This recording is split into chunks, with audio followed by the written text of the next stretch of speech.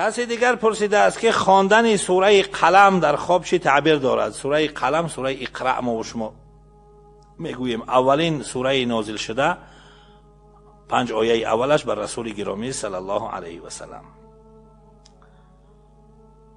یکم تعبیرش این است که الله تعالی این را صاحب عزت و صاحب شرف میگرداند، عزت و آبروش زیاد میکنند. دوم علامتش این است که دوم تعبیرش این است که این انسان را الله تعالی بسیار سخنور و سخندان میگرداند، در سخنوری بسیار فصیح و بلیغ میشود.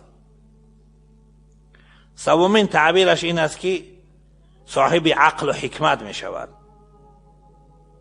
چهارم تعبیرش این است که علم میآموزد. پنجم تعبیرش این است که بر دشمنانش غالب میآید. ششم تعبیرش این است که الله تعالی این را صاحب اخلاق نیکو میگرداند.